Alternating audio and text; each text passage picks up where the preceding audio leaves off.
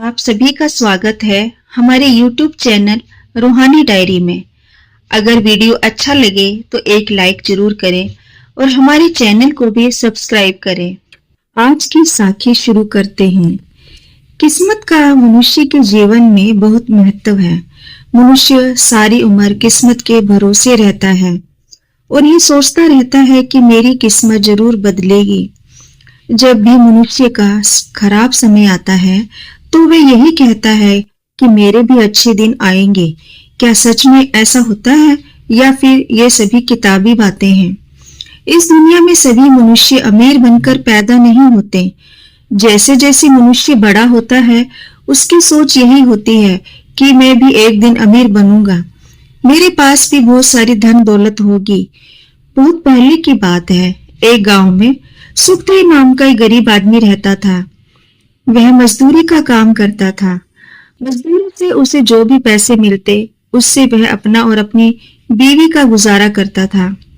सुखदेव ने अपनी जिंदगी में बहुत मेहनत किया लेकिन वह गरीब ही रहा, तो भगवान को वो बहुत मानता था। उसके गांव में एक छोटा सा गुरुद्वारा था। सुखदेव और उसकी पत्नी शाम के समय गुरुद्वारे जरूर जाते थे। सुखदेव बहुत ही संतोषी किस्म का जीव था, लेकिन कभी कभी वह ये सोचता था कि क्या उसकी जिंदगी ऐसे ही गरीबी में बीत जाएगी, क्या उसकी किस्मत कभी नहीं बदलेगी। लेकिन ऐसे ख्याल उसके अंदर थोड़ी देर के लिए आते और कुछ देर में चले जाते। एक बार सुखदेव के गांव में अकाल पड़ गया। सुखदेव को गांव में कोई काम नहीं मिला, लेकिन उसने हिम्मत नहीं हारी। उसके गांव में एक अमीर सेठ था जिसका नाम मणिराम था। सुखदेव ने सोचा कि एक बार सेठ मणिराम के पास जाकर भी काम के बारे में बात की जाए। ये सोचकर एक दिन वह सुबह सुबह सेठ मणिराम के घर जा पहुंचा। मणिराम ने जब सुखदेव को देखा तो उससे पूछा, क्यों भाई, तुम आज इतनी सुबह सुबह यहाँ कहाँ आ गए? क्या कोई काम है?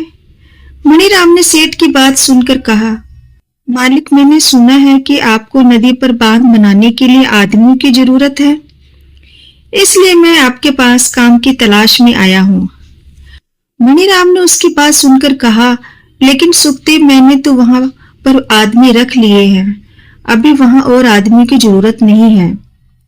मणिराम की बात सुनकर सुखदेव मायूस हो गया, लेकिन फिर हाथ जोड़कर बोला, मालिक, मुझे इस समय काम की बहुत जरूरत है। घर में खाने के लिए अन्न का एक दाना भी नहीं है। मणिराम उसकी बात सुनकर सोच में पड़ गया और फिर बोला, मैं तुम्हारी बात समझ गया, लेकिन तुम इतने कमजोर हो, तुम इतना भारी काम कैसे कर सकते हो? तुम्हारे लिए काम करना मुश्किल है, तुम नहीं कर पाओगे। सुखदेव ने सेठ की बात सुनकर गिड़गिड़ाते हुए कहा, मालिक, मुझे कोई आसान काम दे दीजिए, वो मैं कर लूंगा। फिर सेठ मणिराम ने कहा, तू बांध बनाने वाला काम तो नहीं कर सकता, लेकिन मेरे पास तेरे लिए एक और काम है, क्या तू वो कर लेगा? सेठ मणिराम की बात सुनकर सुखदेव को थोड़ी उम्मीद जागी। उसने कहा, हाँ सेठ जी, आप बताइए तो सही, मैं कर लूंगा। फिर सेठ मणिराम ने कहा, यहाँ पास में ही एक जंगल है, क्या तुझे पता है? सुखदेव ने कहा, हाँ मालिक, मैंने देखा है वह जंगल। तब मणिराम ने कहा, उस जंगल के पास मैंने एक जमीन खरीदी है, उस जमीन के पास में एक तालाब बनाना चाहता हूँ, क्या तू तालाब खोदने का काम कर सकता है? सुखदेव ने जल्दी से कहा, हाँ मालिक, मैं वो कर लूंगा। तब सेठ मणिराम ने कहा, बांध बनाने के लिए मजदूरों को मैं जो पैसे दे रहा हूँ, मैं तुम्हें उससे आधे पैसे ही दूंगा, क्या तुम्हें मंजूर है? सुखदेव ने सेठ की बात सुनकर हाँ कर दी। तब मणिराम ने उनसे कहा, फिर तुम कल से आ जाना और काम शुरू कर देना। सुखदेव सेठ की बात सुनकर खुशी खुशी घर वापस चला गया। अगले दिन सुखदेव सुबह सुबह सेठ की बताई हुई जगह पर पहुंच गया और जाकर तालाब के लिए जमीन खोदने लगा। काम बहुत मेहनत का था, लेकिन सुखदेव की मजबूरी थी, इसलिए वह कड़ी धूप में भी मेहनत से काम करता रहा। दोपहर होने तक सुखदेव ने काफी खुदाई कर ली। फिर उसने थोड़ा आराम किया और उसके बाद फिर से खुदाई शुरू कर दी। अभी उसने कुदाल से 2-3 प्रहार ही किए थे कि एकदम से कुछ टकराने की आवाज आई। सुखदेव ने जब ये आवाज सुनी तो सोच में पड़ गया कि ये किस चीज की आवाज है। उसने दोबारा से फिर से कुदाल से प्रहार किया। इस बार भी उसे वैसे ही आवाज दोबारा सुनने को मिली। उसने कुदाल को एक तरफ रख और उस जगह को हाथ से खोदने लगा। वह सोच रहा था कि लगता है मिट्टी के अंदर कुछ दबा हुआ है, तभी कुदाल अंदर नहीं जा रहे। वह अपने हाथ से मिट्टी को हटाने लगा, तभी उस मिट्टी के अंदर एक पीतल का मटका नजर आया। उसने जोर लगाकर मटके को बाहर खींचा और फिर मटके को खोलकर देखने लगा। जैसे ही उसने मटके को खोला, उसमें से तेज रोशनी निकली। तेज रोशनी के कारण सुखदेव की आंखें बंद हो गई। उसने मटके के अंदर हाथ डाला तो उसने देखा कि मटके में सोने के सिक्के भरे हुए थे, जिस पर राजा का चित्र बना हुआ था। वह सोचने लगा कि लगता है ये बहुत पुराने सिक्के हैं। फिर वह सोच में पड़ गया कि अभी मैं इन सिक्कों का क्या करूं। फिर उसने सोचा कि पहले मैं सिक्कों को घर ले जाता हूं, बाद में देखूंगा कि इन सिक्कों का क्या करना है। फिर सुखदेव ने मटके को कपड़े में लपेटा और सर पर रखकर घर की तरफ चल दिया। घर पर सुखदेव की पत्नी काफी देर से उसका इंतजार कर रही थी। जब उसने सुखदेव को देखा तो पूछा, आज इतनी देर कैसे हो गई? क्या आज कुछ ज्यादा काम था? सुखदेव ने उसकी बात सुनकर कहा, पहले घर के अंदर चलो, पहले मैं कुछ तुम्हें दिखाना चाहता हूँ और फिर बताता हूँ। सुखदेव के ऐसे व्यवहार का कारण उसे कुछ समझ में नहीं आया, लेकिन फिर वह उसके पीछे पीछे घर के अंदर चली गई। सुखदेव ने अंदर जाकर घर का दरवाजा बंद कर लिया और फिर मटके का ढक्कन खोलकर सोने के सिक्के जमीन पर बखेर दिए। सुखदेव की पत्नी ने जब ढेर सारे सोने के सिक्के देखे तो उसके होश उड़ गए। उसने सुखदेव से पूछा कि ये सब क्या है। सुखदेव ने उसको धीरे बोलने को कहा और बोला, जरा ध्यान से देखो ये क्या है। सुखदेव की पत्नी ने सोने के सिक्के को उठाया और बोली, ये तो शुद्ध सोने का सिक्का है। पहले आप ये बताओ कि आपको ये सोने के सिक्के मिले कहां से? तब सुखदेव ने कहा, मैं तालाब के लिए गड्ढा खोद रहा था और गड्ढा खोदते खोदते जमीन के अंदर से ये मटका मिला। जब मैंने मटके को खोला तो अंदर से ये सोने के सिक्के मिले। उसकी पत्नी ने जब ये बात सुनी तो खुशी से बोली, अब तो हम बहुत अमीर हो जाएंगे, हमारी किस्मत बदल जाएगी। तब सुखदेव ने उसकी बात सुनकर कहा, ज्यादा खुश होने की जरूरत नहीं है, ये सोने के सिक्के हमारे नहीं है, हम इन्हें नहीं रख सकते। सुखदेव की पत्नी ने उसकी बात सुनकर गुस्से से कहा, हम क्यों नहीं रख सकते इन सिक्कों को? तब सुखदेव ने कहा, मैं पढ़ा लिखा नहीं हूँ, लेकिन मुझे ये जरूर पता है कि जमीन से निकली हुई कोई भी चीज पर राजा का हक होता है, और ये वैसे भी सोने के सिक्के मुझे सेठ मणिराम की जमीन के अंदर से मिले हैं, इसलिए इसका फैसला सेठ मणिराम ही करेंगे कि इन सिक्कों का क्या करना है। तब सुखदेव की पत्नी ने कहा, सेठ को ये बात बताएगा कौन, इसलिए हम ये सब सिक्के रख लेते हैं। सुखदेव ने उसकी बात सुनकर कहा, अगर सेठ जी को पता चल गया तो हमें जेल भी हो सकती है। फिर सुखदेव की पत्नी ने गुस्से से पूछा, तो अब तुम इनका क्या करोगे? सुखदेव ने उसकी बात सुनकर कहा, इन सोने के सिक्कों के मालिक तो हमारा सेठ जी ही हैं, इसलिए मैं सोच रहा हूँ कि हमें ये सोने के सिक्के मालिक को दे देने चाहिए। फिर कुछ सोच समझकर सुखदेव की पत्नी ने कहा, ठीक है, हम सेठ जी को सिक्के दे देंगे, लेकिन पहले आप हाथ मुंह धो लो, खाना खा लो, उसके बाद सोने के सिक्के सेठ जी को देकर आ जाना। सुखदेव को अपनी पत्नी की बात अच्छी लगी। उसने कहा, ठीक है, जैसा तुम कह रही हो मैं वैसा ही करता हूँ। ये बोलकर सुखदेव हाथ मुंह धोने के लिए चला गया। उसके जाते ही सुखदेव की पत्नी ने सोचा कि इन सिक्कों में से मैं कुछ सिक्के तो निकाल ही लेती हूँ। ये सोचकर उसने कुछ सिक्के उठाकर संदूक के अंदर छुपाकर रख दिए। सुखदेव हाथ मुंह धोकर अंदर आ गया। उसकी पत्नी ने उसके लिए खाना परोसा। खाना खाने के बाद सुखदेव ने सोने के सिक्कों से भरा हुआ मटका उठाया और उसे लेकर सेठ मणिराम के घर चल दिया। और सेठ मणिराम के घर पहुंचकर उसने सोने के सिक्कों से भरा हुआ मटका सेठ जी के सामने रख दिया। सेठ मणिराम ने जब ये देखा तो उसका चेहरा खुशी से चमक उठा। फिर सुखदेव ने मणिराम को सोने के मटके के बारे में सब कुछ बताया। सेठ मणिराम ने जब ये बात सुनी तो सुखदेव से बोला कि क्या तुम सच कह रहे हो कि ये तुम्हें सोने के सिक्के से भरा हुआ मटका मेरे खेत में से मिला है? ऐसा भला कैसे हो सकता है? सुखदेव ने कहा, मालिक मैं सच बोल रहा हूँ। मैंने सोचा कि ये सोने के सिक्कों से भरा हुआ मटका मैंने अपने पास रख लिया तो ये आपके साथ धोखाधड़ी होगी, इसलिए मैं सिक्कों से भरा हुआ मटका आपके पास ले आया। अभी आप इसे सरकारी खजाने में जमा करवाने की व्यवस्था करें। सुखदेव ये बात सुनकर मणिराम चौंक गया, लेकिन फिर बोला कि तुम चिंता मत करो, मैं इसे जरूर राजा के खजाने में जमा करवा दूंगा। अभी तुम घर चले जाओ, रात बहुत हो चुकी है। सेठ मणिराम की बात सुनकर सुखदेव वापस अपने घर चला गया। सुखदेव के जाने के बाद मणिराम मन ही मन सोचने लगा कि मैं क्या पागल हूँ जो ये सोने के सिक्के राजा को दे दूंगा। इन सबको तो मैं अपने पास ही रखूंगा। इसके बाद मैं कितना अमीर हो जाऊंगा। गांव में मेरे जैसा कि कोई अमीर नहीं होगा। फिर मैं इन पैसों से गांव में और जमीन भी खरीद लूंगा और अपने लिए एक बहुत बड़ा घर बनवाऊंगा जिसमें मेरे पास सैकड़ों नौकर जाकर होंगे।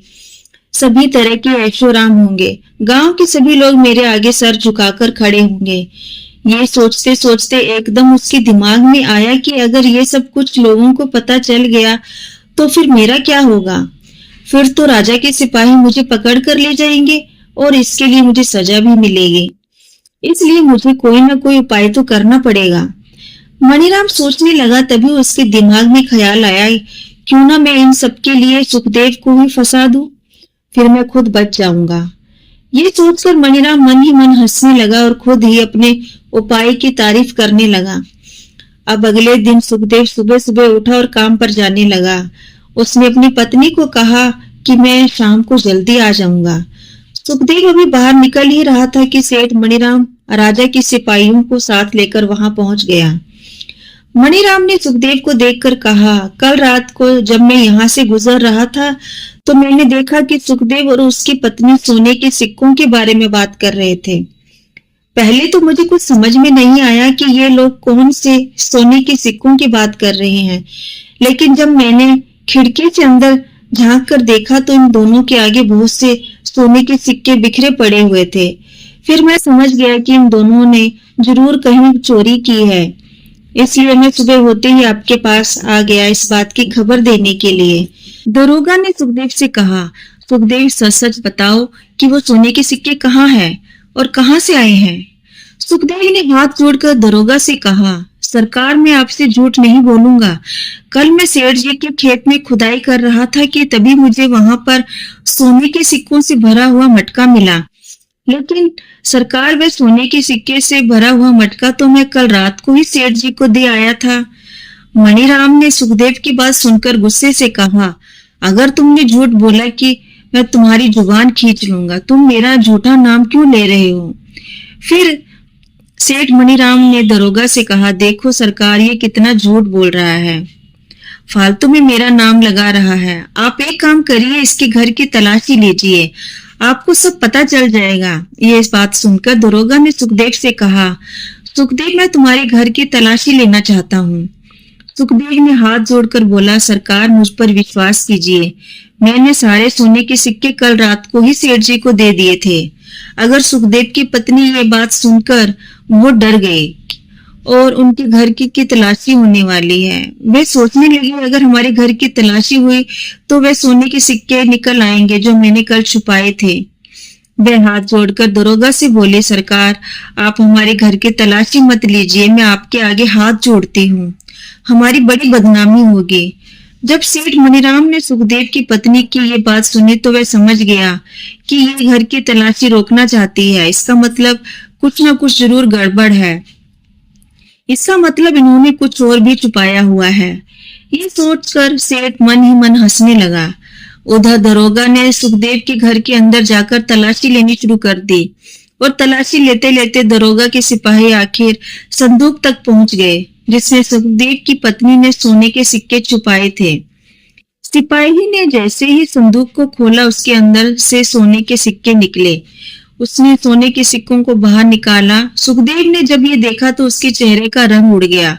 वह बहुत घबरा गया। वह समझ नहीं आ रहा था कि ये सब कैसे हो गया।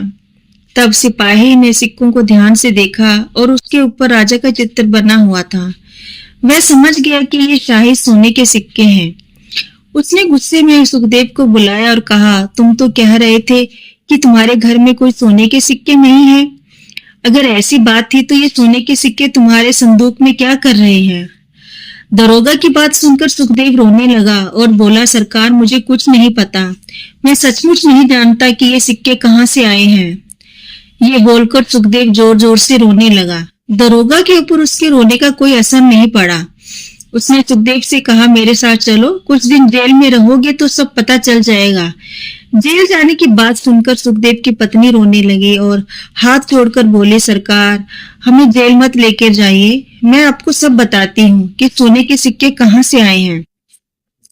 कल जब मेरे पति सेठ को सोने के सिक्के देने जा रहे थे तो इतना सारा सोना देखकर मेरे मन में लालच आ गया। अपनी गरीबी को दूर करने के लिए मैंने कुछ सोने के सिक्के अपने पास रख लिए। सरकार, मेरी बात का विश्वास कीजिए, इन्होंने बाकी सारे सोने के सिक्के सेठ जी को दे ही दिए थे। सेठ मणिराम ने उनकी बात सुनकर गुस्से से कहा, सरकार, इसकी पत्नी भी बहुत झूठी है, ये भी झूठ बोल रही है। आप इन दोनों को लेकर जाकर अभी जेल में बंद कर दीजिए और जेल में इतना मारिए कि ये आपको सब कुछ सच सच बता दे।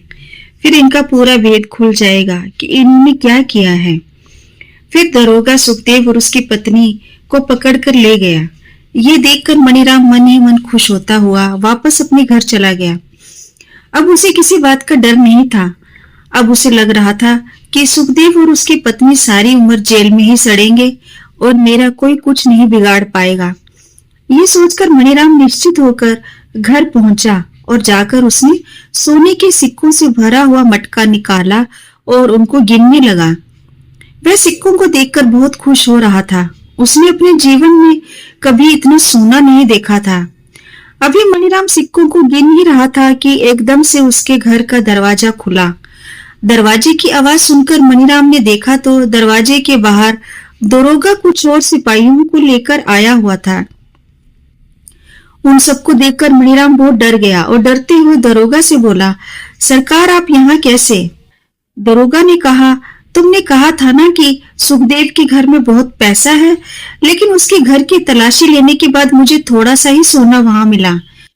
तुमने जितना बताया था उससे बहुत कम मिला था, इसलिए मैं बाकी सोने की तलाश करता हुआ तुम तक पहुंच गया। क्योंकि मैं सुबह ही समझ गया था कि तुम सुखदेव को फंसाना चाहते हो ताकि कोई तुम पर शक न कर सके, इसलिए मैंने सुबह से ही तुम्हारे पीछे कुछ सिपाही लगा दिए थे और मेरा शक सच साबित हुआ। अब चुपचाप मेरे साथ चलो। मणिराम ने उनकी बात सुनकर कहा, सरकार, आप मुझे कहाँ जेल में लेकर जाओगे? हम दोनों ये सोने के सिक्के आधे आधे बांट लेते हैं, इसमें आपका भी भला हो जाएगा और मेरा भी। दरोगा ने जब मणिराम की ये बात सुनी तो उसे गुस्सा आ गया और वह बोला, तुम अपनी बकवास बंद करो। गरीबों का पैसा खाते खाते तुमने बेईमानी अच्छे से सीख ली है। तुम्हारी वजह से एक गरीब आदमी सुबह से जेल में बंद पड़ा हुआ है। अभी देखो मैं तुम्हारा क्या हाल करता हूँ। फिर उसने अपने साथ लाए हुए सिपाहियों से कहा, इसको पकड़कर जेल में ले चलो। जब सिपाहियों ने मणिराम को पकड़ा तो वह गुस्से में बोला, सरकार, आप ये सही नहीं कर रहे हो। आप सभी यहाँ पर नए आए हो, आप नहीं जानते कि मेरी पहुंच राजा तक है, इसलिए मैं कह रहा हूँ कि आप सही नहीं कर रहे। मुझे छोड़ दीजिए, नहीं तो आपके लिए अच्छा नहीं होगा। दरोगा ने उसकी बात सुनकर कहा, तुम ये धमकियां मुझे मत दो।